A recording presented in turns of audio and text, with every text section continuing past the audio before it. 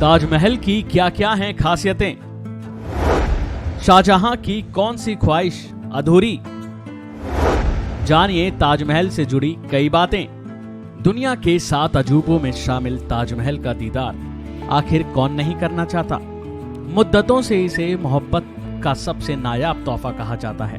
बेतहाशा मोहब्बत का जब नाम आता है तो ताजमहल का जिक्र जरूर होता है, क्योंकि शाहजहां ने इसे अपनी बेगम मुमताज की मोहब्बत में बनवाया था। लेकिन क्या आप इसके बेशकीमती पत्थर, 1000 हाथी और काले ताजमहल के किस्से जानते हैं?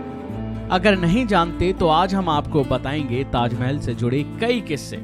सबसे पहले आपको बता दें कि अपनी जिंदगी के आखिरी पलों में जब मुमताज बहुत कमजोर हो गई थी, उन्होंने बादशाह से एक वादा करवाया कि वो अपनी किसी और बीवी से संतान नहीं पैदा करेंगे। उन्होंने कहा कि उन्होंने सपने में एक ऐसा सुंदर महल और बाग देखा जैसा इस दुनिया में कहीं नहीं है।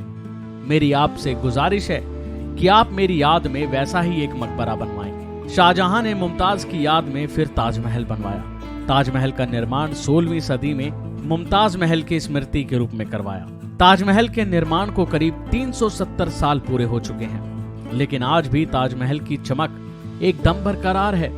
ताजमहल दिखने में जितना सुंदर है, उसकी तैयारी में भी उतना ही समय लगा है। कहा जाता है कि उस दौर में हजारों मजदूरों के अलावा 1000 हाथी भी लाए गए थे, जो निर्माण का सामान ढोने के लिए लगाए गए थे।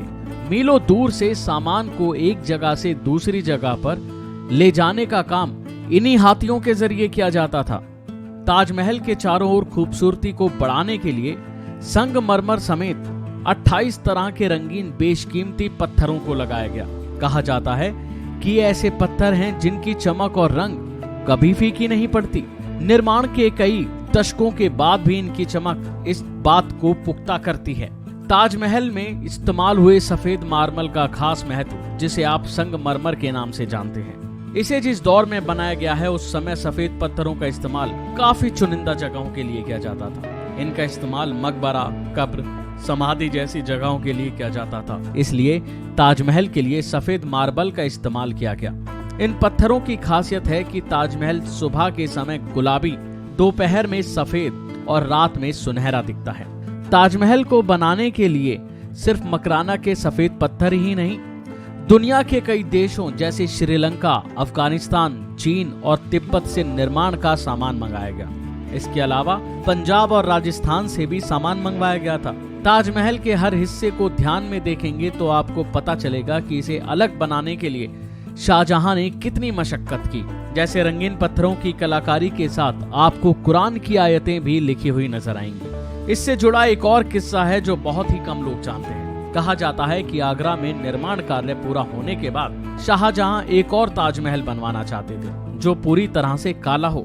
काले पत्थर से एक ताजमहल बनवाने की उनकी एक ख्वाहिश कभी पूरी नहीं हो सकी, क्योंकि उनके बेटों के बीच सत्ता को लेकर युद्ध हो गया। सत्ता को लेकर उनके बेटों के बीच लड़ाई छिड़ गई और शाहजहां की ये आखिरी ख्वाहिश अधूरी रह गई। अभी के लिए फिलहाल इतना ही। खबरों में बने रहने के लिए देखते रहिए वन इंडिया हिंदी।